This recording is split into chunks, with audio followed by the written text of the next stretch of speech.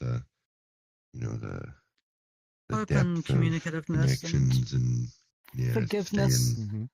yeah, Mm. Oh, and that's how that came Mm-hmm. up. Yeah, we could yeah, totally go and practice some amends tonight and talk about like beyond sitting with our pain, how do we start to walk the path Mm-hmm. of building through it? What are the actual Yeah. social skills and answers to questions we need to start answering to work through bridging? So thank you for bringing it up, and it's definitely been a kind of a curiosity for me of like, when we get into anything beyond mindfulness around pain, it becomes a tricky process for me with my background to pull on people to go to that kind of world and whatever else. Um, because, I've built a relationship with you and I have some power or sway or influence, and yet you might not be in that place that you want to be vulnerable, much less be vulnerable on a live stream, etc. So I've really been sitting with like how do we do this transparency thing that I need as long as I'm in here to both protect myself but also like keep building the bigger project of bridge makers, which is, as you all well know, if you haven't been living under a rock this week, which if you are, tell me where the rock is and tell me if you have room. But the world is going to freaking hell right now at a level that is Yeah. unprecedented and whatever. And so more than ever before, finding a bridge of some level of balance and in being anonymous but still telling the truth um is like how I keep breathing, you know. I'm never going to be anonymous. I've Same. always been out about, both my physical reality identity and my virtual reality identity, but I protect your identities as much as I can. And I appreciate and respect your trust and willingness to Mm-hmm. lean into this journey of anonymous transparency. Um, And so, yeah, I've had it on the wish that we go and we lean into a world like that and start working through that, both for the pieces that are happening in our individual lives and our lives outside of Bridgemakers that we've never really tried before. Like amends making, maybe you've heard that word, but most of us have had zero classes and zero experience on like, what does that even mean? And so, Mm. however, I have had, decades of experience personally and then eventually professionally coaching and leading on this. So it's it's kind of, I don't know everything, but it's a it's a skill set I have that I haven't gotten to share in here yet. And and so it's definitely a hunger to develop that out, because if I could leave, I don't know how much longer I'm going to be in here or be on Wi-Fi or whatever. The world seems to be compoundingly chaotic. But if I could leave a Mm-hmm. legacy in here, even if we think about it that kind of by now, I've never been to a world that actually teaches amends making, and there's a lot of amends to be made, even just in the relationships in this space. So, um, Yeah. yeah. So thank you for bringing that up. It's we all mean well, right? But then Mm. sometimes we get mean, and sometimes people get mean to Mm-hmm. us, and that just can shred our sense of self and our sense of belonging and be very disorienting, because sometimes the meanness only happens online, but not when we're around each other in here. And sometimes the meanness only happens in here, and online it's way more like respectful and whatever. And so that can also be super splitting and confusing. Could be to be like, how do those relationships queue up different parts of us? So yeah, I want to iteratively build that world in that process. So eventually it works so well that people just start bringing their friends to it and going, I got to do some amends with you. Will you go to this world with me? I'm like, I need to answer. I want to go through some questions with you that I need to answer myself, and these will help me own this and say this as simply as I can. And can you imagine what that would be like? Just be like, whoop, I really stepped in it with you. Let's go to that world. I want to work through this. And that habit building that then would translate into our physical reality. Um, That sounds like a better future for VR. Right? yeah. And just for like, can you imagine people encountering people who went through that process in VR and now are teaching it in their communities and their family systems, and people are like, "Whoa, I want to get in VR. What else are you learning?" You know, like, like now we're using this as a matrix upgrade instead of a distraction connective space, which It's the ultimate escape yeah. from everything happening in life, so it should be healthy. And so I think in some ways my vision for this space is it's escape plus retreat, rewire, and return, right?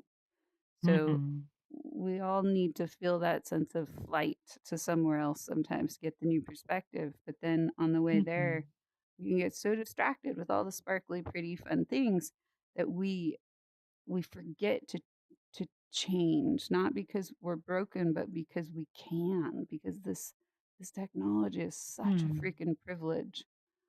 And and and maybe we can use it on purpose a little bit of the time. So that's my little one, hopefully just a couple minute rant about it. Thank you for the Hey, recap on the rants are always norms. appreciated. Oh, well, thank you. It is my speech of longing and just, I get criticized for everything, and so does everybody, right? But I get criticized for not teaching enough tools. I get criticized for being too clinical, for being too structured, for being too soft, for being too boundaried, for being too bridging, you name it, and I get criticized both directions.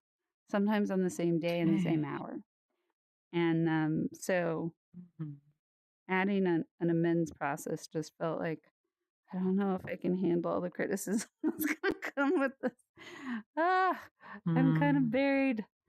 So yeah, but we can do that tonight. We could also commit to doing that next week and really like finding a thing we want to make amends for, and then practicing in our minds, at least making sure that we're going to speak this in an anonymous way that does not identify the details, ideally to the point where even if the person heard it who was involved in that, they wouldn't know you were definitely talking about them. They would be like, oh, that's kind of like our situation. But the goal is not to at all out or put anybody in the place of feeling shame when they watch this. It's about everybody here is recognizing their own growth and and and for a moment embodying the archetype of transformation and being a voice for somebody else out there who doesn't even know they need to watch or hear or understand this process. So my invitation would be, if you do want to do this, don't do this with the goal in mind of ever sharing the video out that you did thinking of somebody else. Like that can feel really weaponized and manipulative. So don't do it with the goal of like proving to somebody you're ready to make amends. This is about almost as if you had a fever dream and were really mean to somebody in that fever dream.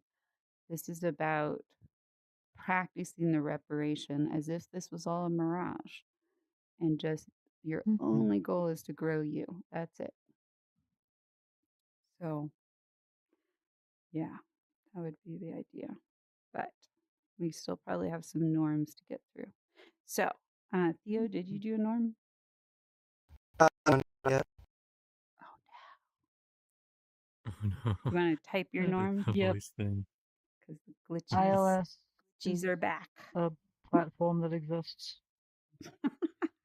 That's very neutral. It is Volga. definitely a platform that you can access via chat on. That is about all I will There's say about that. it. Oh, that's so good. I love your tricks. I just like putting it somewhere if I'm not using it.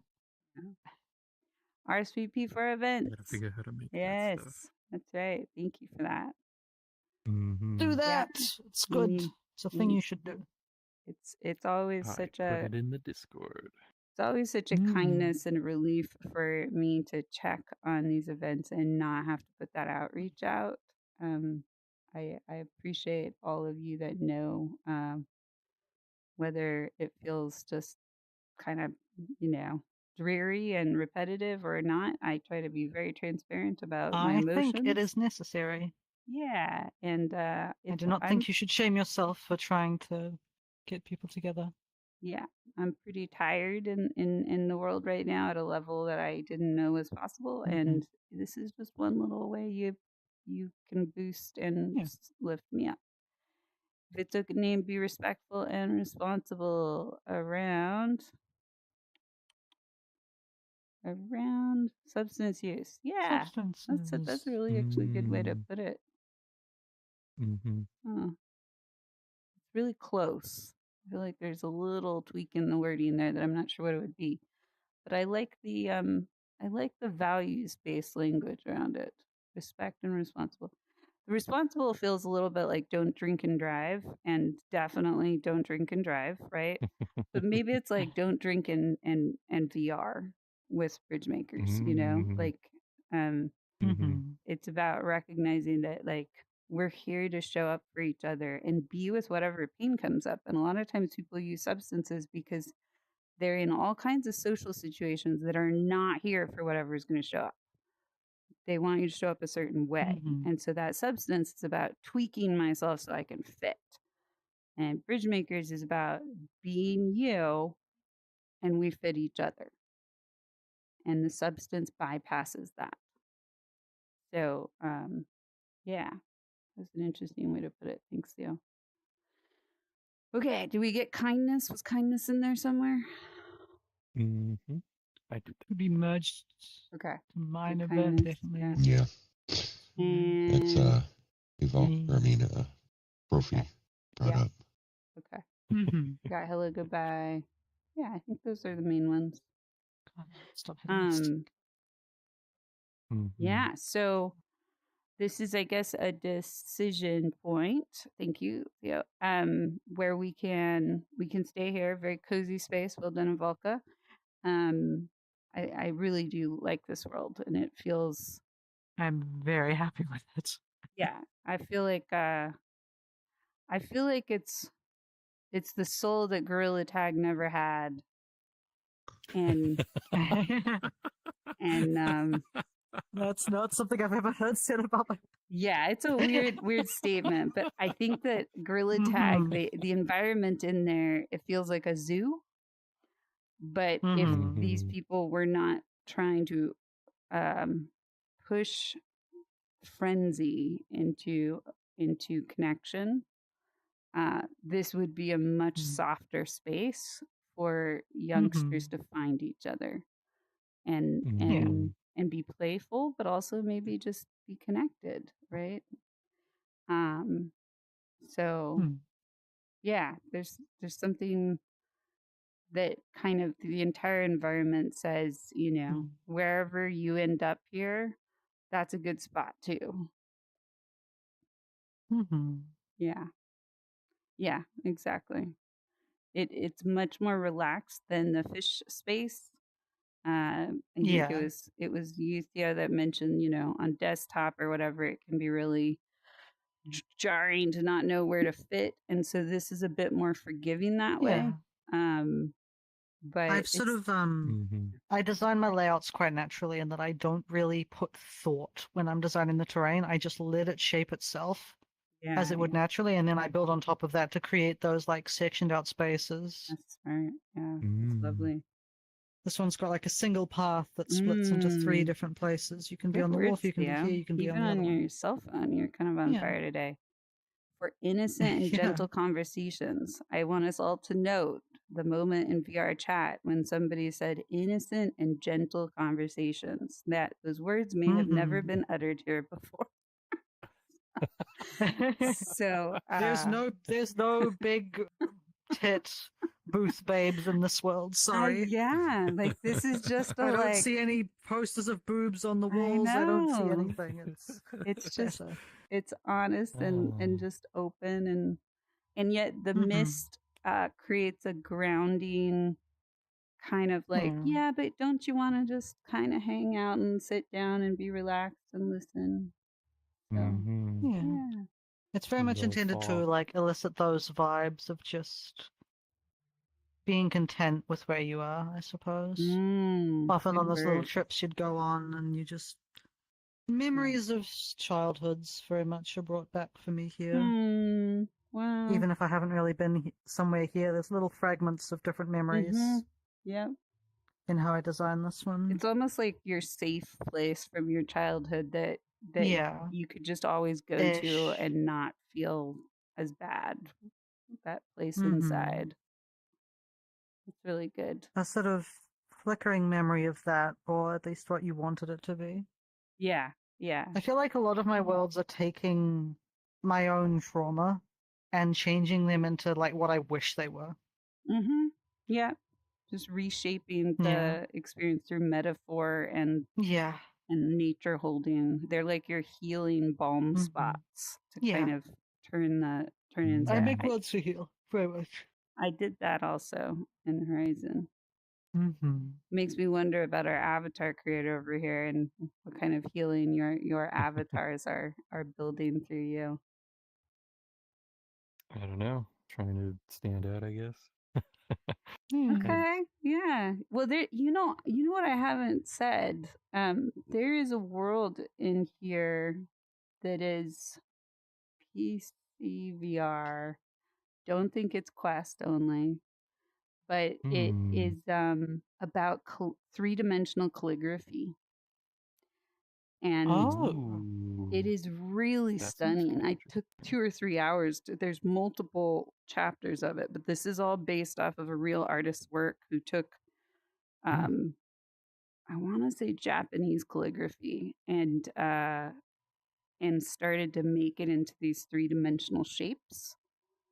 That does sound really cool. That you can feel the word with how he molded it in 3 dimensions, even if you don't know the language.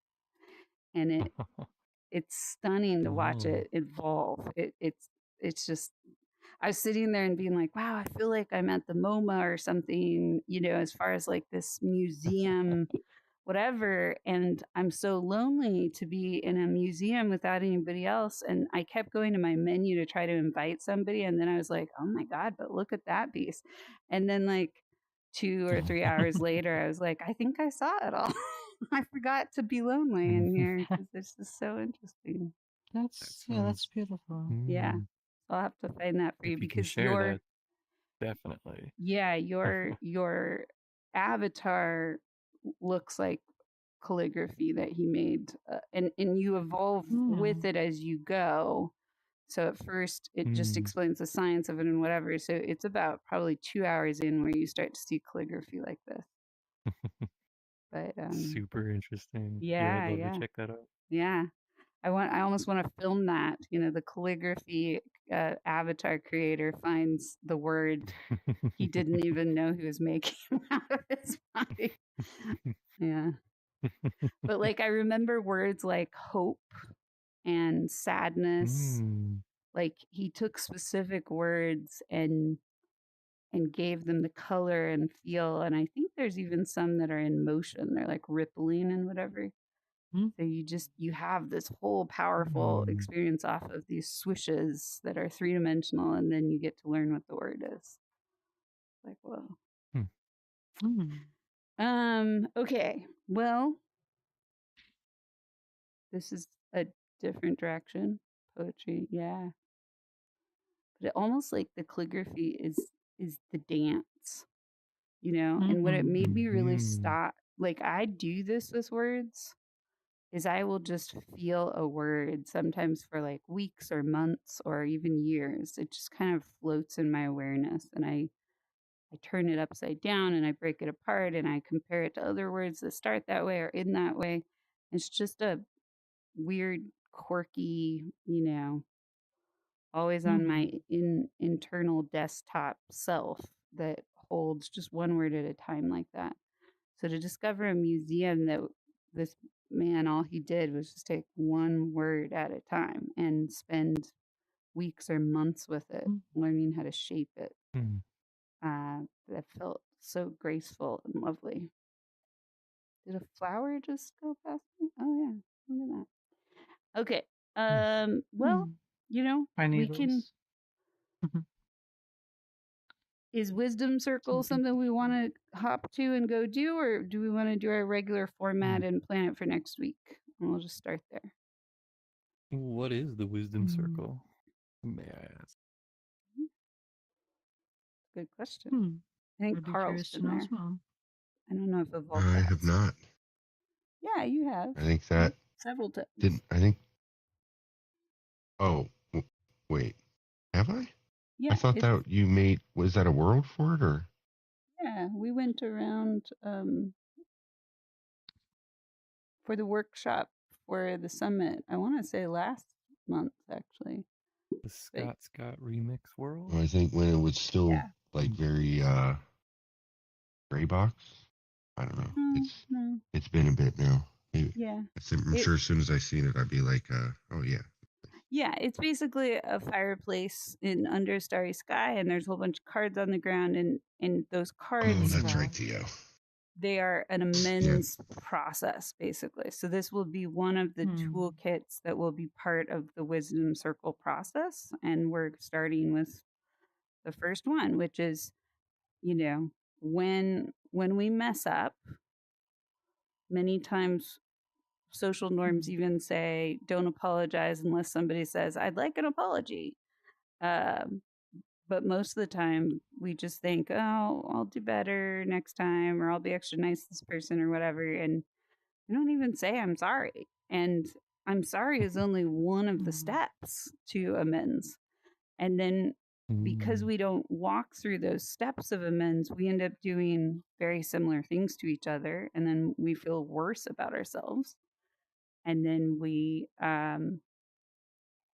start to kind of build this sense of I'm really broken because I thought I was sorry, but I didn't do anything different. And so this is about actually thinking through, when we break something with each other, how do we look inside and put outside of us the steps to rebuilding relationship? What is actually the ingredients to grow aware of? And so there's about 5 cards for each question or for each step. And my hope would be that learning and answering just one question for each step, or we might, just go there and answer one question for one step. And each of us takes one step question. But repetitively learning those questions starts to fill our awareness with, oh, this is that part where I map the problem. I map what actually happened. And when learning what we express may become something that teaches us to harmonize. Yeah, exactly. Because even though I might have all the feels of contrition, if I don't know the language that owns my contrition and builds something different, to some degree, I'm performing to feel better instead of practicing being better. And most. Have you read Mike Schur's book, How to Be Perfect? It's top of my shelf. I look at it every day. No, I have not. But that's a hilarious title. Yeah, because he's the guy that made The Good Place, and it's everything he learned while making that. Yeah. One of the final chapters was on like apologies and making amends. Great. But yeah, it's an amazing audio book. It's got all the cast of The Good Place reads like different quotes and sections really for him. Fun. That does That sound was a really really fun. good show. I loved that show. Yeah, Carl. So, that's a really interesting way to think about it, too. The reality is, in these places, you look so comfy on your couch over there. I got 2 hours of sleep last night. Oh You no. fall asleep, take a nap. I broke my avatar, and I had a broken version uploaded, so it's been on. It looks really cozy. I'm still here, I promise. No, I I'm still believe here, it. I just love how much you fit your world. I think there's something really cool about that. You make your world I'm look just so real. I mean, seriously. I'm like, wow, I want to bounce on there. Oh, wow, I really do fit in here quite well. I just really fit. I'm like gonna where get my a feet are. picture Yeah. just of you there because that's like amazing. You Sure. sell your world so well. It's like I don't even. I want to be in your I'm reality. just cozy. You are cozy. So what were we saying? Oh yeah, Carl. So like the other I'm going totally off our normal format here, but the other thing around that is the idea that a lot of us face amends making, and I mean you can check yourself, right? What happens in your body when I say the word amends? What happens in your body when I say apology? In my body, even though I've done this for so many years, my stomach sinks. My throat catches a little bit. I hold my breath a bit. It sounds like I'm about to go do something where I'm going to feel really guilty and shitty about myself, and I will feel overwhelmed and kind of shut down and just try to cooperate. Yeah, time stops and the moment, yeah, dreadful. Exactly. So there's usually a lot becomes dreadful. Good words, good words. So the moment starts to become this repetitive cycle of just stay away from that place because there's no way to be successful with it. And I'm just going to walk away feeling like I failed at it. And so then we start to like kind of boundary the process of learning from our mistakes, and shame and guilt become completely merged. And we don't know the difference because most people use that in our language interchangeably. They feel like the same emotion. Yeah. And that is not true. If you ever have been around me for any length of maybe more than 1 hour, you will hear me at some point spout off. These are not the same emotions. There are entire talks on this. It's very important. If you learn any difference between two emotions in your entire life, start here. And so when we do not know how to feel the difference between guilt and shame, the world becomes black and white and becomes a motivated journey of avoiding our shame at all costs. And we build our relationships and our identity off of avoiding shame. And the world gets really Seems small. like a lot of VR chatters like that at this point. It is, absolutely. Yeah, I hate to ask you to repeat yourself, but did you make a kind of fine distinction on guilt and shame there? My kid had asked me, or Charger, right at You're the like, same you time. said learn this, and then I didn't hear it. Well, and that was something else that was from that from the book. He had made a fine line between guilt and shame, kind of being like internal versus external. So like guilt is the kind of like internal little voice telling you something's wrong, whereas shame is kind of like the societal. Like that's one way people frame it. I take all submissions that differentiate the two, because I think that as long as we begin to realize this lives differently in my body, it motivates me differently, and maybe there are pieces in my environment or path that tell me it's different, that's a perfect start.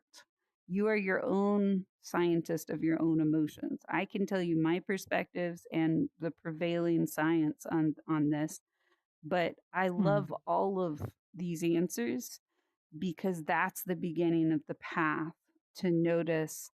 The surprising journey for me with guilt was eventually starting to realize, like, believe it or not, when I feel guilty, I get excited now because guilt has turned into emotion of motivation.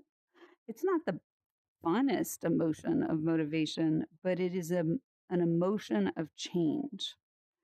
It is an emotion of, oops, I think I feel like I stepped on have your that toe. like 50%. Like it's a coin flip, whether it's something I'm like terrified of, or it's just like, Yeah. oh, but let's actually dive into this. And the funny thing about guilt, I could literally spend these entire 2 hours talking to you about these two emotions. So we can get back on track if you need to. Especially if you're like, I had a pain point and we never got to it. I will feel guilty. So I have unlimited pain points. I do too. So actually it's funny that it's beautiful actually. Of all the worlds that we've ever been in for this kind of meeting, this is the perfect place to talk about shame and guilt. And here's why. And this is according to Brene. No. Here's why. Oh, wow. You are such a magician. How did you do that? That's amazing. It's like we're a cast in here and that was planned. Oh, I did it with this. Oh my God, Volka. You are an endless bag of oh my God. What are you doing over there? Hey, chill out. Oh my God. Wow. So good. Okay. So this is according to, we're having a comedy show about shame and guilt here. So here's the thing you will have heard me say if you spend any time around me. Difference between shame and guilt. No, here's the thing. No. According to Brene Brown, who's an emotions researcher, if guilt was a person, so I'm going to pretend I'm guilt. Hi, I'm guilt. Guilt would say, hello. Guilt would say, oops, I messed up. Oops. If shame was a person, shame would say, I am the mess up. I am the mistake. So I made a mistake. I am the mistake. And that is a world of difference. And so I say this is the perfect world because some people might look at this water and what would they call it?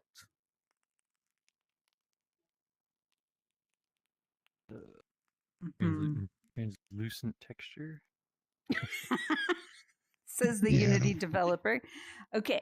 Yes, a swamp. Yep. You are on point tonight, Theo. I don't know what you're doing, but keep going. Okay. So yes, they would see this and say a swamp, right? Brene Brown calls shame the swamplands of the soul, right? And what I know from my own personal journey in history, having dated a biologist who was in love with swamps for many years, is what that biologist isn't? I guess, but he had So good. He would walk by stinky places and be like, Oh. And I'd be like, So I would do that. I would also do that. Would do that. It was interesting. I don't know that I ever got to going, but I went, like you're really smelling things here that I've never been curious about. But he had been around enough swamps that he knew what a healthy swamp, if possible, one could say that, could smell like. And he could smell the difference. He knew when swamps were poisonous. And he would sometimes drag me into them and show me the missing biology when there was toxins and objects embedded in those places that weren't supposed to be there. So that's where I started to really understand shame, right? To realize that a healthy swamp is also called a pond, right? A healthy swamp is where life is breaking apart and also rebirthing and existing at the same time. And there's an ecosystem going on there. But because shame becomes the thing we look away from and avoid and dump all our uncomfortable and unprocessed things in, like refrigerators and broken relationship moments, it takes us over. So the other interesting thing about Brene Brown in her very provocative speeches is she said, if you do not know where your shame is, guess what? You're in it right now. Mm. And so that helped me start to go, okay. So we all have shame. How do I map my shame? Not to destroy it, burn it down, drain it. But how do I look threw for me it? for a loop. And That scared me. it's scary, right? I don't understand it. If you don't know where your shame Mhm. is, what it means is I have It gone feels like one of so those, like, if you meet assholes all day, maybe you're the asshole. right. It Like, is to some degree, right? But it's the recognition Mm. that when I don't know how to feel like the ground is unsteady because I didn't cultivate it, and I could fall over and slosh in this and be covered in mud at any second and maybe choke and sputter and throw mud accidentally at other people. If I don't know where that place is, I may have just become completely existing in it and I don't even know it. I don't know how to recognize that I'm covered in it. Mm. And so it's a calling in to recognize that shame does not exist over there. It exists around us. And without knowing and cultivating it and tending to it and guardianing it, we become the shame we fear. The shame reinforces itself if the vulnerability doesn't create the healing. Yeah. And that's a really good point too. And so guilt is actually where we can negotiate the mistakes. Shame is a physiological, overwhelming process inside of us that really means I need to get to solid ground and dry off. And then with a commitment to turn around and look at what I just fell into. By the time I'm in shame, I'm shutting down usually. And I'm just trying to make it less terrible, right? But when I start to realize I'm on the bridge of guilt and maybe one of the boards broke a little bit and I'm shaky, but I'm not in the swamp yet. That's where I can negotiate and turn that walkway into a bridge. And I can start to be curious about how to build a better walkway and how to cultivate the diversity within my shame. That means sometimes I tell really hard and uncomfortable stories, but I keep my anchors close to me. And I bring a light and I bring myself in a boat maybe, I can be near it, but I don't have to become it. And then it becomes I am a steward of that emotion, but I don't consume it or am consumed by it. And sometimes I fall in it. And then that is where the compassion comes in and the recognition that still bodies of water that don't have fresh water coming through to drain it a bit and keep the flow happening, even in cycles or seasons, that's where it can become toxic, really acidic, lighted on fire, and it never stops burning places. So, so shame is it's a flag that work needs to be done here. And it doesn't mean it's to take it away or go away. It just means it's an unintegrated place. It's an undigested space. And so any memory, we all can find memories usually pretty quick, where if we sat with it and we really just became that moment again, I felt like I didn't belong there and I did it all wrong. And that means something about who I am. That's shame.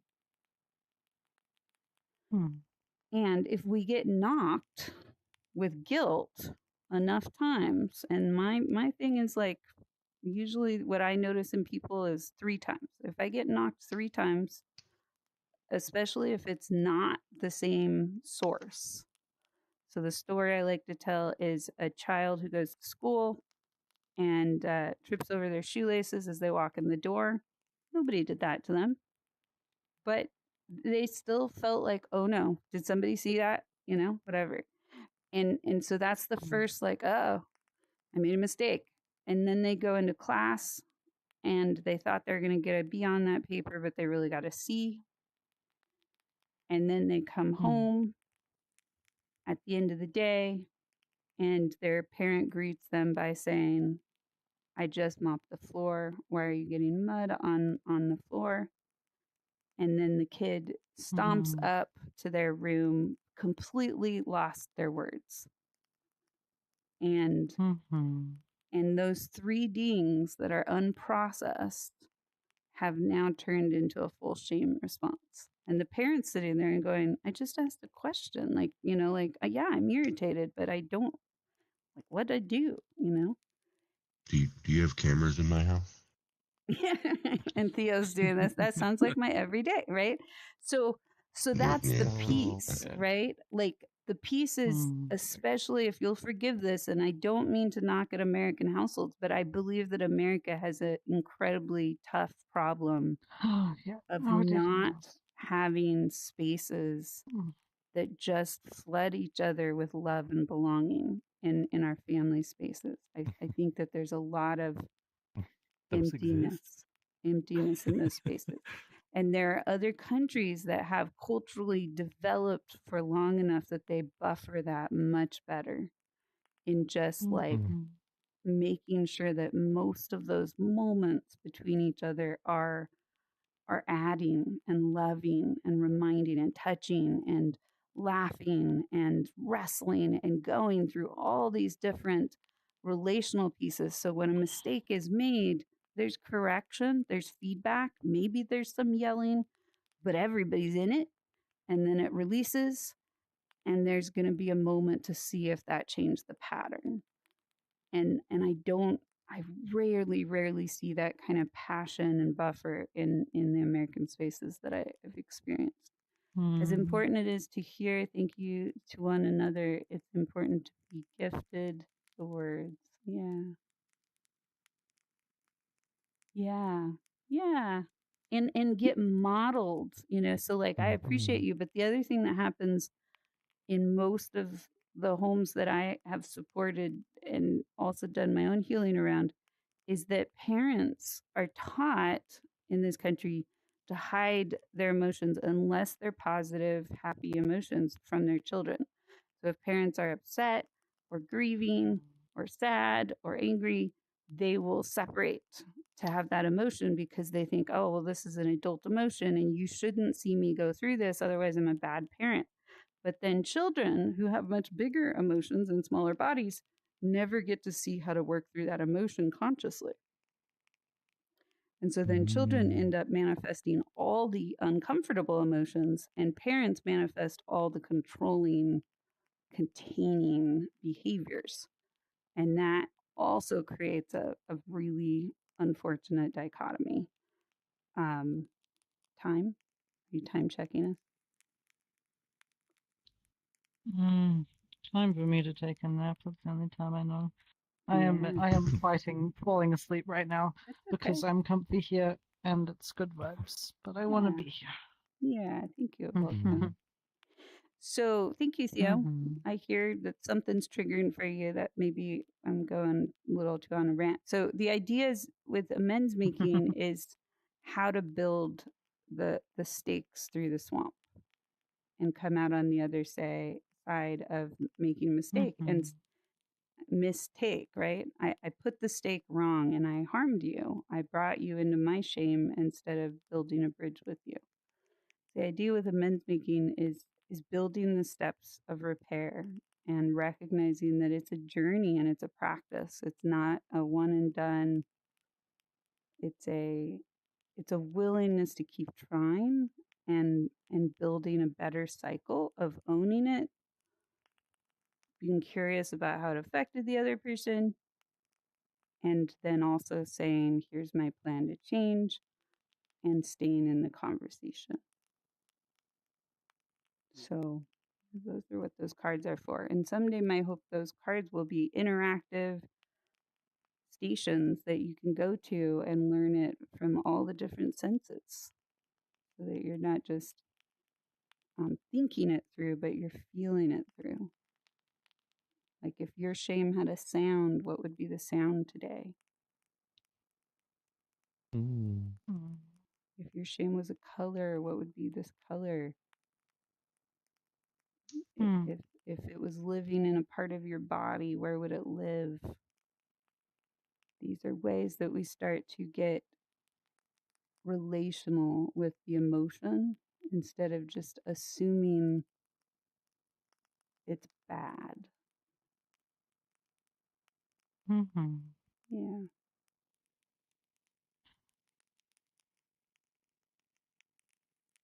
Well, did you want to take us there? Because it's a part of our journal. Okay. Yeah. Journey.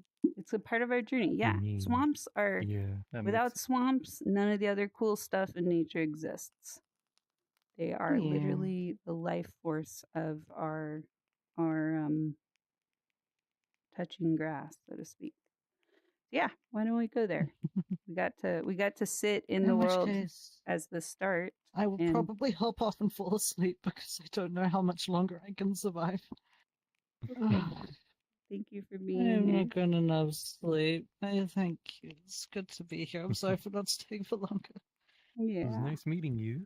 Yeah. Take care of your body. And Avalka, I just want to. I need to.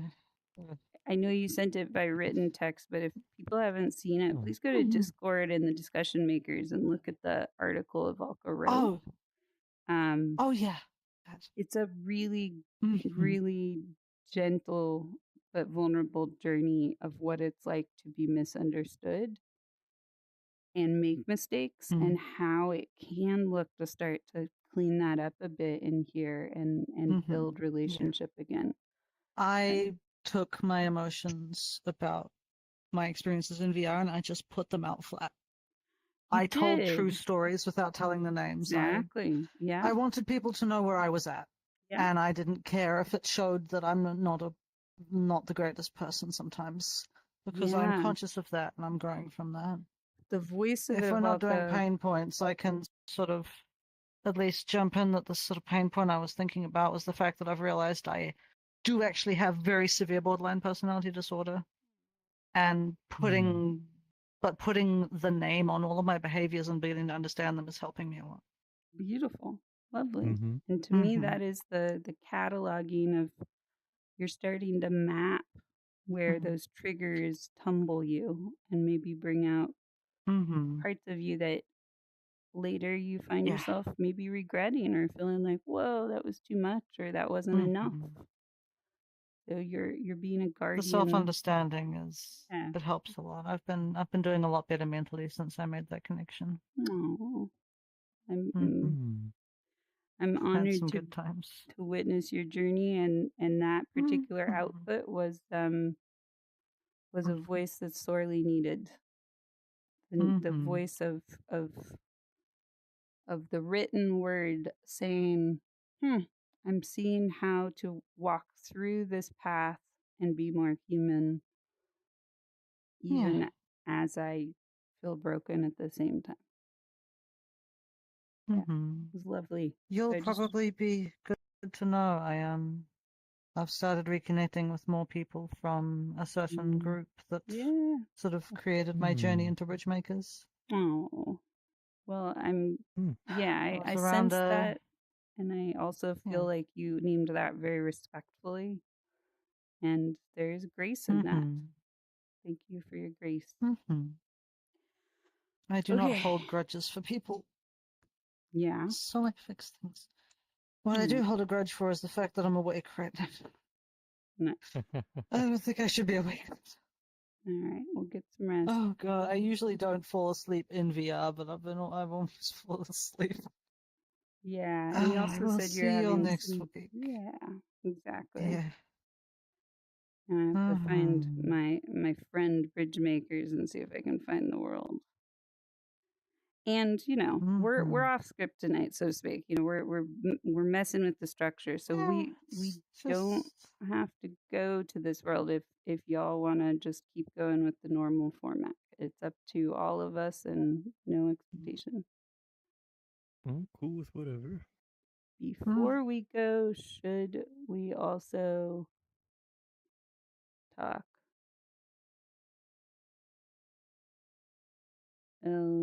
Volca? Oh yeah. Yeah, well, I feel like we kind of did that yeah. to some degree. Yeah, I feel like that sort of slipped into it. Yeah, it's just a lot looser today. Mm-hmm. And technically, if Volca's leaving, that's going to feel a little weird if we do that while Volca's gone. Okay. I think I haven't really been here for the past while anyway. I've been in and out of sleep.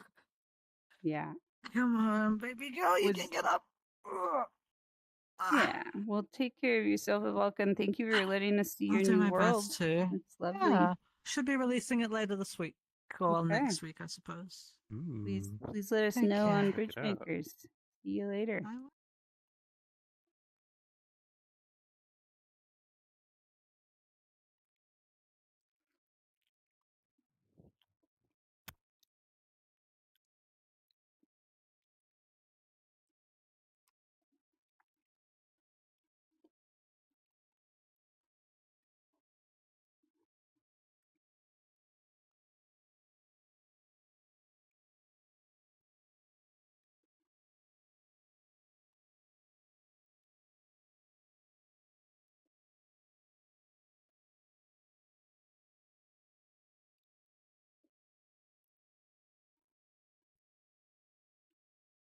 I like this fancy moody skybox.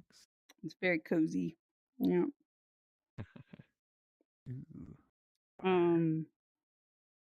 Yeah. So it takes a little while for the cards to load over there. So we'll just give them some time. But what I can do while we're load in. Yeah, they load in. Do they not load in with the world? No, they're being imported from a GitHub drive, so they can get edited and changed out and whatever. But yeah, let's first talk a little bit about the intention of the wisdom circle, which is the wider container. This is a hygiene piece that is part of a bigger journey called the Three Graces Return Path that will maybe someday be an accountability cycle for communities so they don't just block and ban people. That people who choose to practice a reconciliation or reparative journey will say, I would like to do the Three Graces Return, and then they will be coached and ushered through this reparative process. That for some people, depending on how egregious it is what they've done, could take months. Or if they've been through it before, it could take more than months. For the first kind of problematic moments where they've done enough harm that normally this might be a place where that community at least temporarily bans them, it could be weeks, especially if they've invested in coming to a circle like this. That my initial recommendation is that communities try to practice a wisdom circle format at least once a month if they're having weekly events.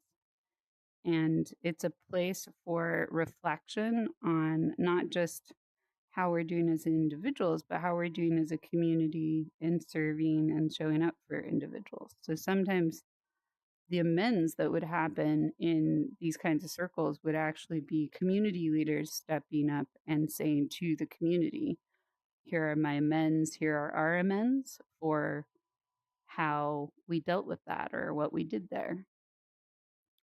This isn't the only tool for this space, but this will be a key tool for the space as something to fall back on when the conversation especially might start to feel like it's getting lost. Because when we feel guilt or shame, a lot of times what can happen is we we have all the memories come up of the last time we had this feeling, and then the stories get long and we get lost in trying to defend ourselves or attack somebody else because we're just so activated from fear of what had happened. Is there some times the shame is lost from where it started? Yeah, well, the mud, this is partly why I like that metaphor.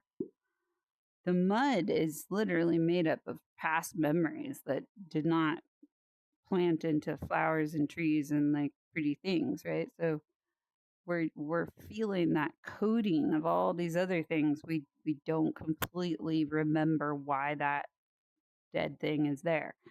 But we recognize moments when we saw other dead things, or we felt like we killed things inside of us or whatever, and it's just like, oh, this is so messy, and where's the boundaries, and can we just dry this whole thing out and pave it and put a Jamba Juice on top of it? It feels like a better use of this space, right? But it doesn't work that way. We gotta have places where things decay, cultivating that landscape inside. So we're going to build that bigger container and format together with the experience of each of you having come from community systems that probably do a lot of blocking and banning and shaming, but also don't have any tools like this to try to work through. And I have ideas on how that bigger format will look, but I feel really careful about imposing all my structure and formats on people that have never encountered any of them. So, any kinds of structures. So, for me, the cards have loaded in. I'm gonna actually. There's 4 of us, which is perfect. There's some. Let's see. Where is it? On the other side. So these rainbowy cards over here are kind of the wild cards that give some additional ways to cope when we're doing something stressful. And then the black cards are each, if you see a letter at the top of the black cards, they each go with the acronym of amends, right? So we have A, which is acknowledge what happened. We have, and so there's questions related to that. We have M, which is, oh, wait, no, that's N. Who's N? M is map the problem, map the impact. And then we have E. These need to get laid out so that it's easier to find the different steps. Look at that, iterative. There's E. Okay, E is express understanding. And then N is over here. Name what needs repair. And then D is demonstrate change.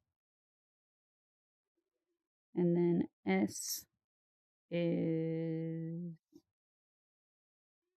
do we have an S? S. Where did S go? Oof, it's dark and it's hard to read. I think this is an S, these purple ones. Did you found one? Yeah, S, here it is. Yeah. So S is stay in the conversation, which I kind of like because we want to be like, I'm so sorry, bye. Like it. We don't want to stay with the, I'm sorry and actually finish the process. So we could do one of 2 things. You can just grab a random card and try to answer that question about an imagined slight that you did or an actual situation. We could also just grab one kind of card and just learn from that one kind of card. We could all grab the A cards tonight and just each of us go through the A's. Or we could go do something else entirely different than this. What do people feel like? Theo, it looks like you grabbed something. There's so much to read. Carl is grabbing on desktop. Yeah, I'm kind of in a similar but opposite boat of Volka, where I got like 4 hours of sleep and I'm waking up. So right. I'm mostly here and I'm chugging along, but I'm just doing my best to keep up. Present. Yeah. Okay. Well, I think it's hard to figure out where the cards are. So I'm going to grab an A card. If you want to grab a different letter, we'll probably, Okay. there's only 4 of us. They're like color coded too, right? What Yeah, color was they are. I think I grabbed an M. Oh, I heard Theo. Theo said something. Oh, my A's gone. So don't go near the fire with your card or it will get burned. Yeah, that's great. So you got an M. And I'm going to grab a different color. I got an E. Okay, great. And I got an N. An N is in Nathan. All right. Hold on, wait. We can have our own fire. We're going to be cheerleaders. This Let's random spell card. this. We can have our Starts own with fire M. that won't eat. M. You got an M. I got an N. Oh, you got an M as in Matthew? Okay, we got 2 M's. Oh, and Carl's like, let's go to the other fire because it won't burn our cards. Well, there's that. Yeah. Yeah, when I saw this asset, Carl, I was like, oh my God, they brought Carl's fire and now everybody has fires everywhere. Ah. Another great example of things that I love to like have as an avatar feature that now I can. Everybody has on who any has avatar. Quest. Yeah, it's fantastic. It was a good idea. Mhm. Okay, we all got our questions. Thank you for picking a question. And so you can You have an M too. yeah. And we can have 2. We can figure out what this spells with what we got ground. Okay. But I have an N as in Nathan, which means name what needs to repair. So this is way later in the process, right? But the question is, what would rebuilding trust look like from their perspective? Hmm. And so my invitation with these kinds of questions is first I need to anchor to what was a conflict that I can name here simply but well enough to do some work around it. And so that means I have to think of an answer. Let's see.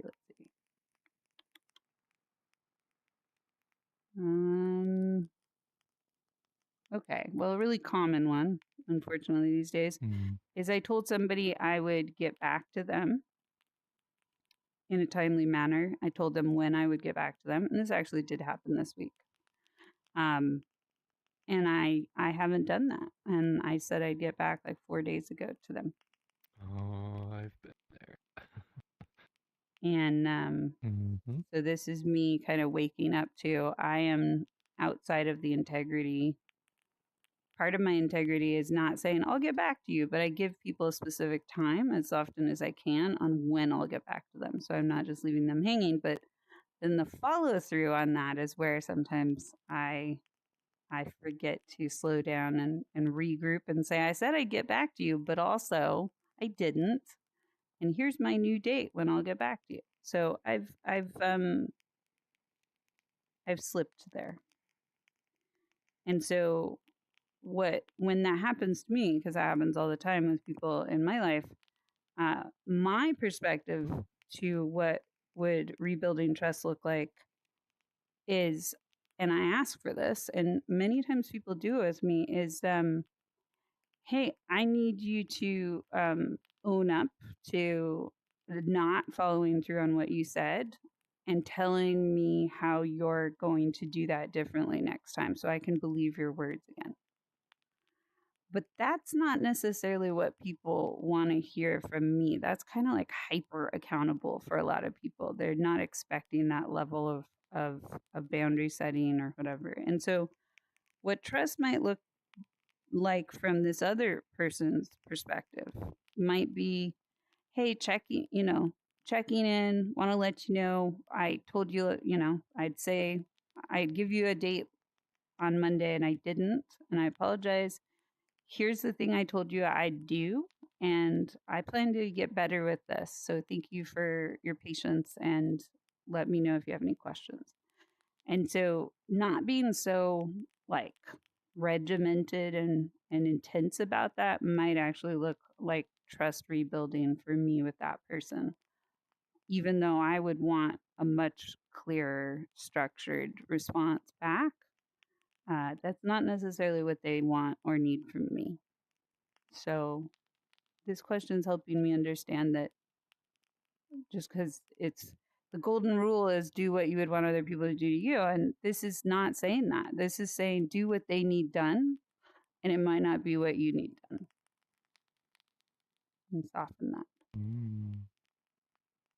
Yeah.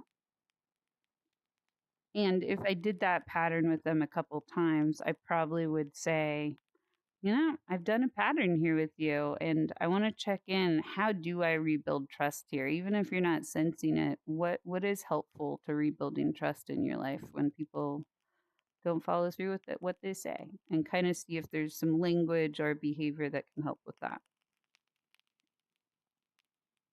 Yeah. So that's my insight.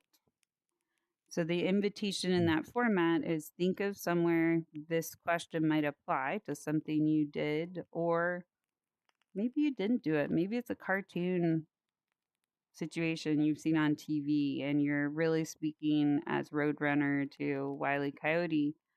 But pretend that is your truth and work through the question as if it is you.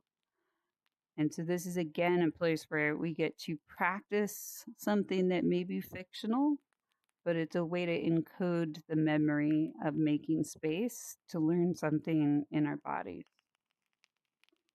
So who wants to go next?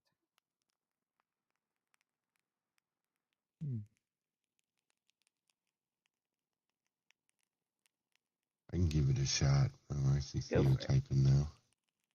Huh. Yeah, I was mostly planning on just kind of winging it here because I think I got something too general and it's messing me up. So go ahead, Theo. Right. Yeah, if you want to rejoin real quick. Yeah, go ahead and rejoin. We'll see how long your voice lasts. Yeah. It's a nice little built-in check on Theo. His mic would just give up after a minute. I mean, I really appreciate how succinct Theo is being tonight. I'm just like, whoa. Theo is being, what was the word we found last week? Do you remember?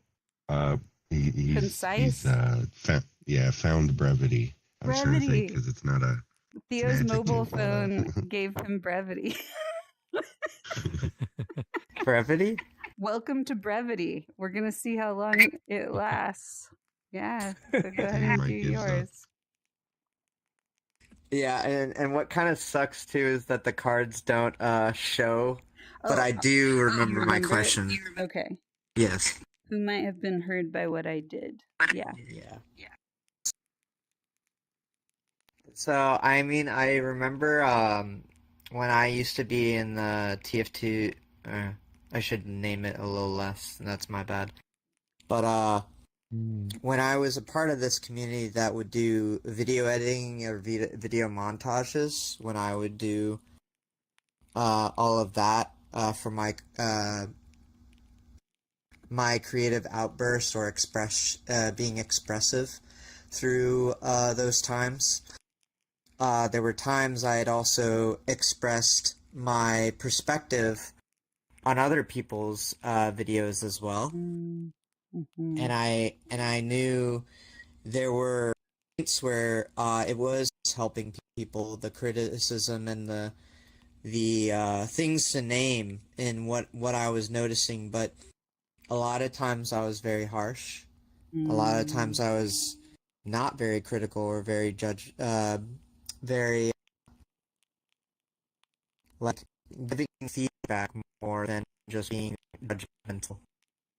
Yeah. And I developed a lot of people who the audio got glitchy. You're starting to cut out. Yeah. Okay, so but I think you got there. I think this is brevity, right? So what you're noticing in hindsight is that there is a way that your feedback became unkind at times, and you're aware that people may have been more harmed than helped at times by that. A harsh critique on an art project. Yeah, I could see where that could go. unconsenting critiques can just demolish creative energy. And it became, I'm reading what Theo's writing, and it became the parts of rupture. Yeah. Reputation that started to escalate. Yeah. Yeah. Because nobody understood. Yeah, what I was trying to say. Yeah. Yeah, that's the other piece, you know. It's funny, I'm in grad school right now for business, and part of one of these classes that's almost like on business etiquette, the teacher is having us do things like go on a chat and reflect on one thing you would change about yourself, and also one thing you appreciate about yourself and what you did, and then respond to somebody else who's doing a reflection. And that's also an undergrad exercise that happens at all levels, but he's asking us to do it professionally, do it with like an idea that I'm going to be paid someday to speak like this. And so the reason I made a lot of passion, right, for explaining, yeah, or giving advice was because there isn't format. Right, exactly. And so the system to give that feedback and all the gentleness and I feel like this guy is the Mary Poppins of business, like raising. Like he's so consistent and he embodies the behavior and attitude he wants us to reflect. And so there's a real steadiness to how he holds that, and it's not disingenuous, it's not fake. It's present, and he does it head to toe. And so many of us don't have somebody that embodies that format so that we can see what critical feedback looks like that doesn't feel critical, but it feels honest, right? And when we don't have somebody modeling that and then we make it only online, and we can endlessly fire away and vent all our passion at people's creativity, can get like a superstorm very quickly. And yet the residual can be a sense of regret and a sense of, I don't know, was that useful? And also, even if it was useful, did I burn people too much?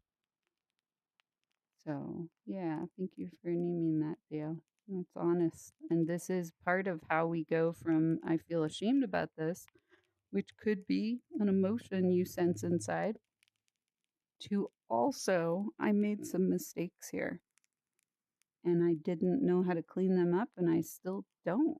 I don't know how to make amends for this. Maybe I got better going forward, but I'm still kind of haunted at how I might have been experienced. So all of those things can be true. Yeah. So thank you for naming that. That's just honest. Online communities start with the best of intentions, but it's very rare that they don't blow up at some point and die in a pile of ashes and misunderstood statements. So that is unfortunately the norm these days. Who wants to go next? Oh, because it can all become beautiful. It can, yeah, but most people don't know how to stick around for that to be true. You do, more than most, which is interesting to me. But many people just, the moment it starts to get sticky or spiky or burny, they just, flip the cards and try a new community. All right, Carl, you got a card up in the air. Yeah. So I was trying to maneuver it so I could read the top bit. Mine was E for express understanding and show that you have thought deeply, not just reacted. Mm-hmm. And the question itself is, why was this a problem? And I can say I was kind of struggling to think of how to put it, but I think I'll just kind of, go, just explain the broad strokes and and more personal bits that come to mind from it. The phrase that comes up a ton just in our moderation. A lot of situations boil down to just read the room, and kind of there's definitely situations where I've been present where somebody's being disruptive or being a problem, and the kind of just hitting them with that question directly sometimes is like, why do you think this is funny? Like, why are you being a problem? Can be kind of pretty powerful. Like just kind of asking that question of somebody to like, hey, can you read the room, please? Can you evaluate yourself? But I mean, I've definitely been in that space myself where I maybe make a joke that wasn't appropriate for the was in, or expressed an opinion that most folks would have kept to themselves in a certain circle, that sort of thing. And I kind of, it's the defensive part of it. I think I'm like kind of trying to take that question and own it of like, why was this a problem? Like, you're making it a problem, not really a problem. Well, it's not a problem. So, I mean, but I think like you were saying in the beginning, and Theo said about like time stops, like I definitely do have that, when there's conflict or when somebody, I realize there is a problem. I kind of have that, you know, uh, fresh, not Fresh Prince, what was it called? The one sitcom where the kids stop time all the time. Geez. It was old stuff with the Zach was the main character name. Saved by the Bell. Yes. Oh, right. But he would just randomly like stop time and kind of like evaluate the situation. Yeah, you're right. Kind of thought of it in that sense where wow. I'll like The insight. sometimes it's just like whenever I see an issue that needs solving, whether it's my own problem or just observing something, I kind of have that moment of like think of the different flowcharts, possibilities, all the if thens, real quick. Try to cover the bases, but I think that is just like reading the room, to a degree, like I was saying before, kind of taking account of the personalities present, their motivations, their whatever the case may be that may weigh in on it, just kind of being aware of those things. And so yeah, that's my whole ramble. Let me reevaluate the. Yeah, I think I've thought deeply, not just reacted.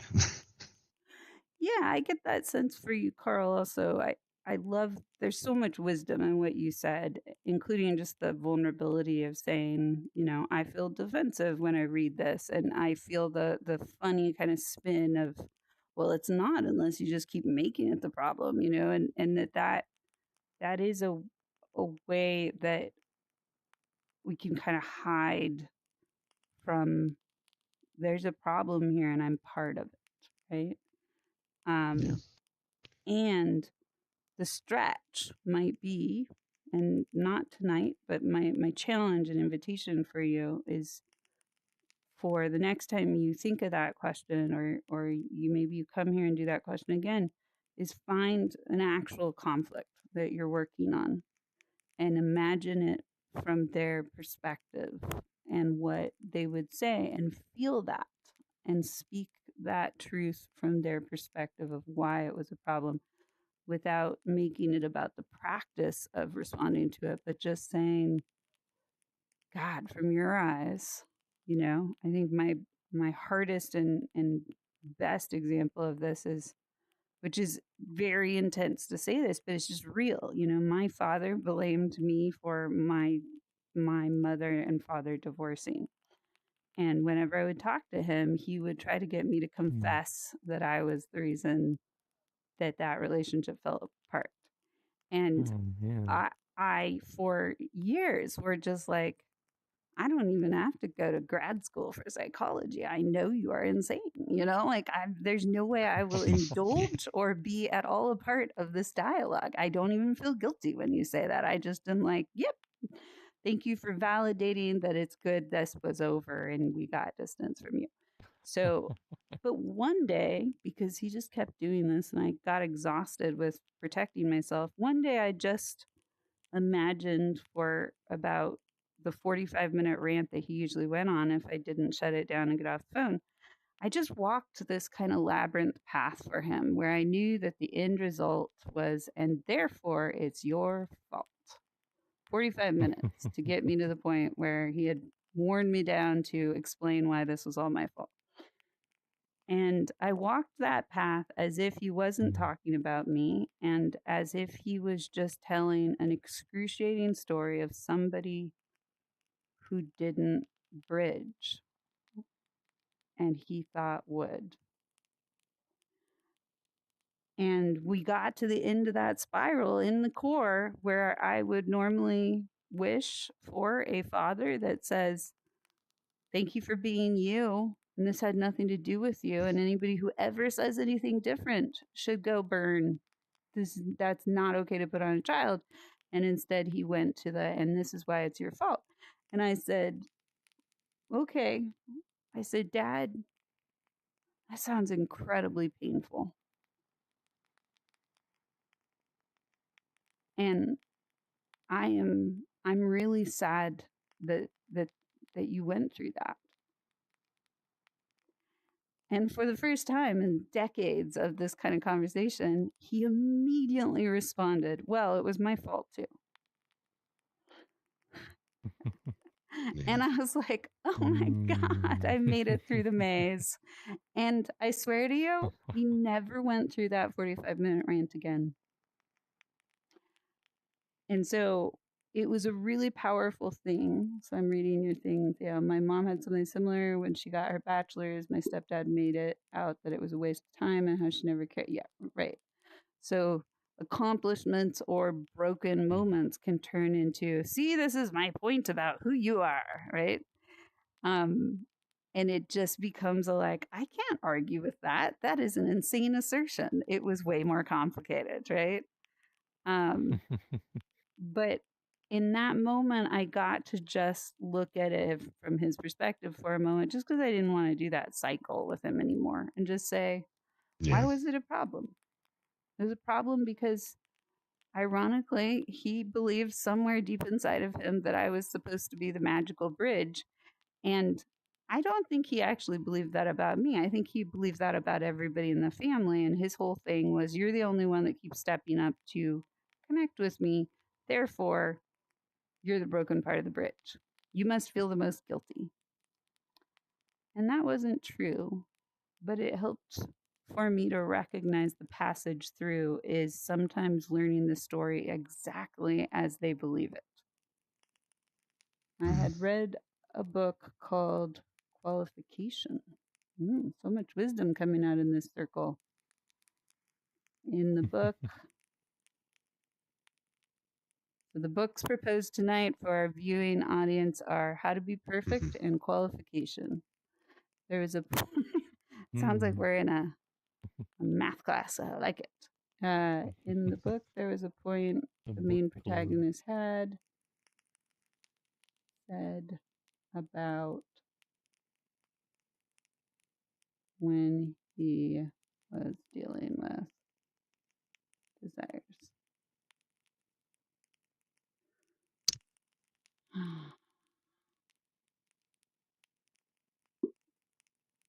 Okay. Maybe for time, Theo, maybe try writing the rest of that in Discord, and we'll keep going. But thank you. Appreciate your conversation. Does sound interesting. You wondered why I would say issues. Yeah. Go ahead, Carl. Yeah, Yeah, just want to make sure no, Theo got sure finished the thought there. Yeah. Does And sound interesting.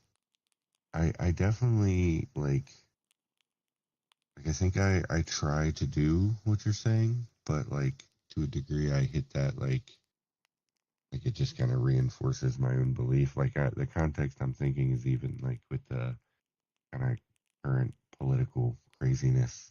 I mean, I've always like flipped over to conservative stations and tried to hear how the things are being presented across the aisle or however you want to put it. But like with the craziness of like calling Antifa a terrorist organization and trying to kind of step back and look at like am I brainwashed, question mark. But and then immediately though my feeling is like no, I'm definitely rational and sane, and my opinions are all correct and valid. So like I feel like I kind of dip my toe in that direction, but then like how you said of like kind of sitting in it and then seeing the way out the other side, like that's difficult. It's so hard, and a lot of times trying to do it at a global level seems like the safest way to go, but it's definitely the most exhausting way to go. I would invite it to anchor in something like, I told somebody I'd get in touch with them 3 different times. I didn't do that, and now they're not responding to my texts. Why was this a problem? So just really trying to imagine it from their words, whether they have them or not. So, and keeping it one situation instead of all the situations. That prepares us to make the amends in the moment. Yeah. All right, Frofador. And so just to cap that off with maybe some clarification. So is that like that's for the kind of like ideal structure of progressing through like multiple cards for this world structure? Gotcha. Yeah. So imagine that amends are the planks on the bridge. And what you're doing is getting ready for somebody else to practice forgiveness. So I'm amending and I'm getting ready for them. With the same kind of problem through multiple, exactly. like all the letters. Right. But right now we're just in the early stages of familiarizing ourselves with the questions and just starting to try them on and survive asking these questions about uncomfortable things. But over time, we'll start to recognize and be like, oh, I have that answer. Now I'm going to grab another question. I want to understand more about this step. Yeah. All right, Profit. Yeah, these are really interesting questions. Yay. Yeah, I kind of grabbed one randomly. I mean, I'm not someone who's been in too many drama-filled communities before, but no, I feel like this one. I was really trying to think about this one. It's what needs, example, safety, belonging, respect, might have I disrupted? Might I have disrupted? Yes. Oh, thank you. That's typo. Yeah, might have I disrupted. No, yeah, no. I think I said it wrong. Okay. But it is interesting to think about, like, someone might have had an assumption about what they could be safe around, what they felt like they were belonging to. You know, maybe they assumed they were being respectful or being respected, and then something didn't meet that expectation. So I think this is a very important question. I can kind of think of like one scenario. So I feel like I have to say the name of the property to make sense. So, like it was like over a year ago, I think me and a small tight knit group of friends trying to do like a community where we could try to get more of our art projects done. So we challenge ourselves to try to finish things. And we had a member of that community that was like on board with everything we were doing. And then the game Hogwarts Legacy had just come out, and one of our members was saying, "Oh, I can't wait to buy this game." And we had a trans person who had recently joined us and was getting really upset about this discussion for, "Oh, how can you buy this game? You're supporting someone who, will fund targeting. anti-trans stuff." And it's like I could definitely see where they're coming from, and there was arguments back and forth like, well, this game isn't really, like a part of that, or like arguments like it doesn't seem like, this is separate. I don't agree with J.K. Rowling, but I still want to play this game. And it ended up with this person just removing themselves from the community, or our little group. And I'd say there was definitely some, like assumption there that was, completely removed, or it didn't work out. Like they assumed, oh, I could be respectful, or like everyone respects me here. We can all get along. But it was this particular thing where it's like you're kind of like on this tightrope where it's like, well, I want to play this thing, but I don't want to support a really awful person. And I remember we were trying to talk to this person, but they kind of had none of it, and they didn't really want to be with us anymore. So it was like I didn't really get to know them very well. They were only around for a very short time, and then this had come up. So maybe it wouldn't have lasted that long in the long run. But it definitely was like there was some disruption there, and I think it could have gone in a very different way. So it was interesting.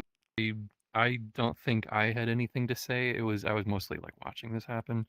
And so it fell apart. And I think if we had considered that point of view, maybe they would have stuck around a bit longer. But Right. Wow. Profidor. yeah. So meaty what you just brought. So many layers to that. And thank you. Because these are the shrapnel pieces from conflicts that dissolve, that don't seem that big at the time, but over time kind of haunt us and follow us around and be like, hey, this hurt me. This hurt me. I got let down here. And so you're seeing this question and going, whoa, this ghost that follows me around, this might have been a question we could have used to say, oh, we weren't going to hold your trans identity against you, but we hadn't really ever aligned together on protecting you in that identity. And so you thought because we weren't targeting you there, we would support you there. And we just had not thought that through or made that agreement or done that kind of awareness work, that you needed an ally. You needed us to ally with you and forego something that we were interested in because of how much it hurt you. You wanted us to value you more than the pleasure of that game. And when we didn't, you went away.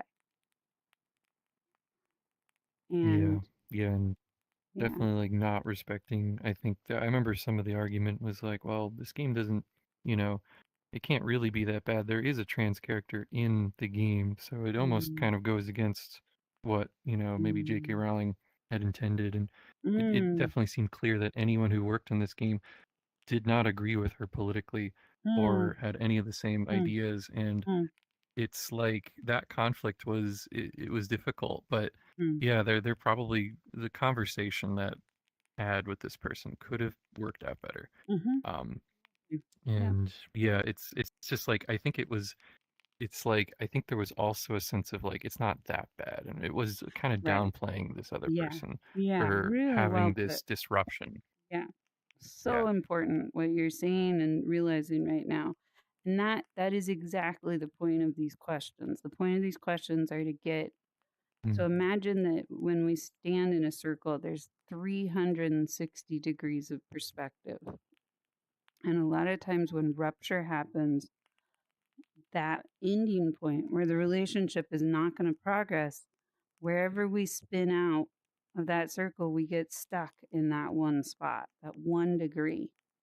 And it's very hard to move to new degrees because the relationship is done.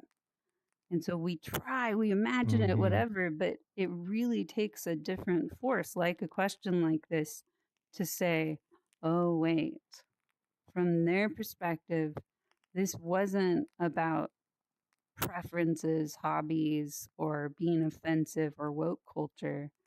This was about, am I building relationships with people who will protect me if I am targeted? And because the answer is not yes, then the answer is no, and I'm out. And that's heavy. That's hard to realize that what felt like I'm entering this space to be playful. Now we're having conversations about, if we're in an alley together, am I going to step in front of the violence that may come at you? That's just like, whoa, that got way too intense too fast. and yet games go hand in hand with relationship building, and that does come up sometimes. So thank you for owning that and naming that. And I believe that just spending a few minutes on these places where the ruptures happen, this is growing healing in the world.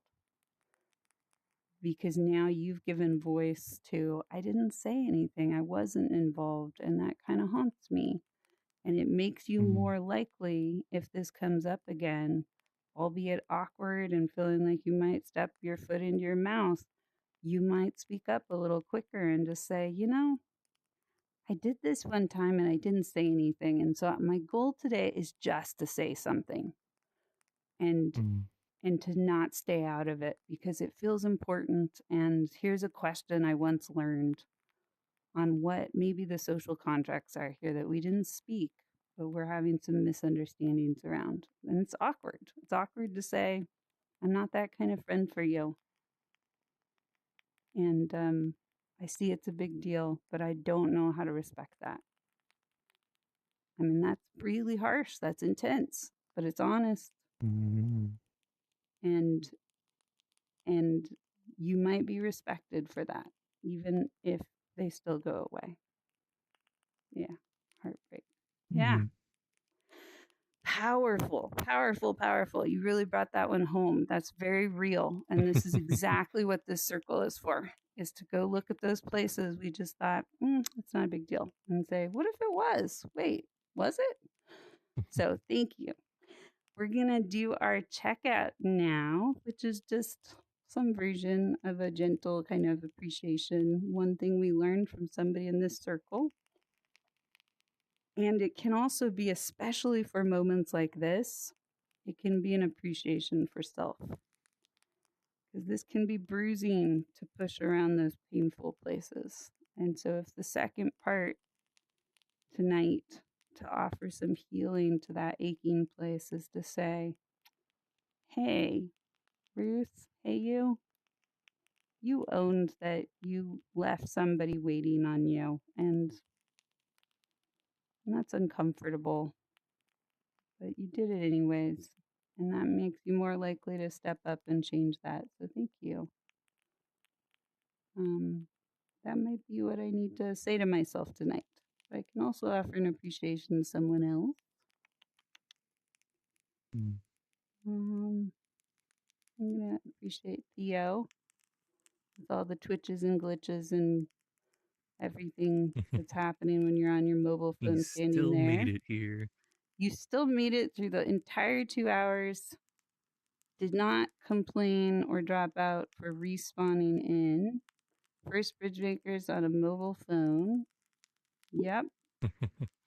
And you let us be laughing about brevity when you came up and you still jumped into your answer and have rolled with this with a lot of grace and said some really interesting words. When you can only type really slowly on your phone, you're having to concentrate what you're saying. And this is an interesting squeeze for you. I kind of want you to try doing this even if you're not on mobile. Type your answers into your phone. See how it feels. It makes your brain squeeze. I know, I bet. You're like, oh, hey, is loving this. I'm asking you to tune into your most fruitful droplets. And you did it tonight. So well done. Think droplets. All right. So Theo, would you like to throw the ball of appreciation to yourself or someone else? I was modeling that. But I will rejoin to appreciate. Theo's like, my voice must have a space. It's so hard to type, I imagine. I know. I just keep imagining Theo on a touch device, right? It's like, yeah, I imagine. I know there's not many keyboards left. Right, yeah. It's funny you threw it at the fire. If you'd actually gotten it in the fire, it does a magic trick. So wait until the end, and we'll do that as our end. Yeah, you mentioned before one of the cards got burned. I wanted to see. You will. I missed though. This will be our finishing release after. Actually, we could do that right now to kind of finish this part. So, okay, let's burn our cards real quick so that Theo can still speak. Bye, card. Thank you for. Oh, they float away. They float. They have little particles on and them. magically they become a bridge over to the crystal side of things, but only 4 cards. I just noticed them. Only 4 cards, so it's not going to be a great bridge to try to leap across. Like, why choose a my canyon card dancing? Also, a card just fell out of the sky, which is interesting. Oh, now it's back. Keeps falling. They're very possessed. Speaking of Harry Potter and owl messages. Very curious how they were programmed. Oh, nice. Anyway. Carl's like, I burned them all. All right, Theo, what's your appreciation before you lose your voice? Go. Okay. I appreciate coming back to, well, I appreciate you, Hey You, because I never knew what shame was. I could never understand shame or guilt, and I never thought I could understand them, and I'm still trying to process through parts of my shame so that I can work back out from instilling an identity through shame or guilt. Yes. Well done. Lovely. Shame can be such a place of ungrieved gratitude. The more I visit my shame, the more I visit my shame, the more I kneel at the edge of it, and I say something like, "Thank you for dying. I'm still here." Yeah, that's really powerful. Yeah. Thank you. Oof. So I get the ball twice. Yay. I'm going to throw this to Carl. And I throw this to you with the fire included because I loved knowing an ancient of VR, not just an ancient of VR chat, who is the symbol of this fire to me. And despite the bridge being so quiet right now, I spend people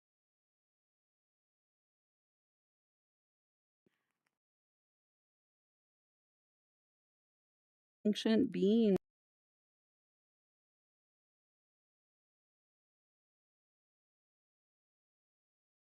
if anybody showed up. And I think about am I worthy? I'm proving my worth to belong thing you said. And that was another log on the fire for me. It told me a bit about how much this matters to you. And how deeply it had gotten inside of you. And that gave me a little more warmth to keep trying one more day sometime.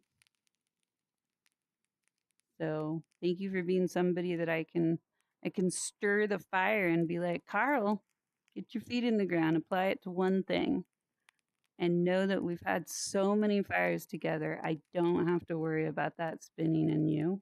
And know that sometimes me poking at those feet means you're going to grow a new root. It for 8 months, but it might grow from you. So, yeah, thank you for being so steady with the fire that I'm not worried about it burning you in a way that's just going to make you vanish in a puff of smoke. You are a very steady being. Thank you. Yeah. And I'll toss it over to Profi because my new nickname. I mean, you definitely, whenever you've shared, clear that you're tuned into the kind of underlying conversation, and I just when I look at you speak in that avatar, I can't. It's like an enigma, like unknowable. Yeah. Right. When you do speak, you get that that kind of similar to, I think, how Heya and others have described me. That you look a little chaotic and maybe freaky at first, but then you're a very steady, insightful, grounded mind. So. Yeah. Yeah. Such a good way to put it. Yeah, lovely. I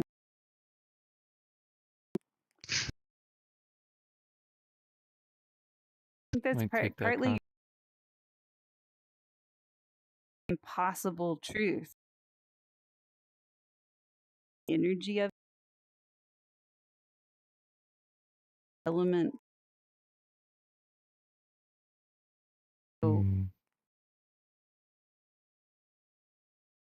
You embody.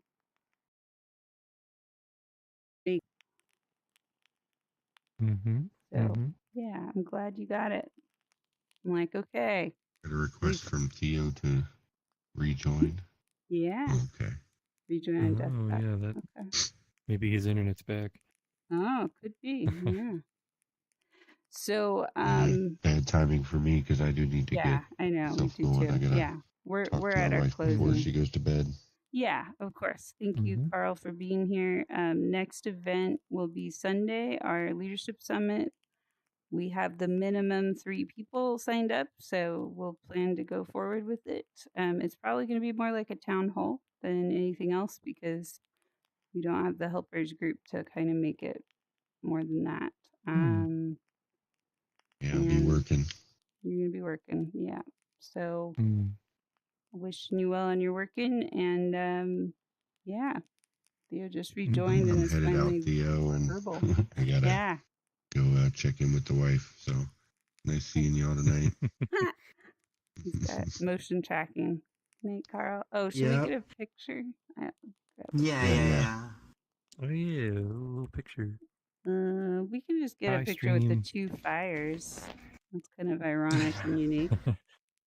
What does 2 fires mean? Oh wait, no. Let's stand between the 2. Yeah. Okay. Make like a line between them. The wisdom circle of finding the middle between the burns. It's not a bad title. Carl, scooch up to me. You're off in the nether regions. There you go. All right. What's our word for tonight? Swamp. That's a good one. Lovely. Get out of my swamp. Get out of my swamp. My swamp and not your swamp. Okay, and we can say goodbye to our viewing people who went on this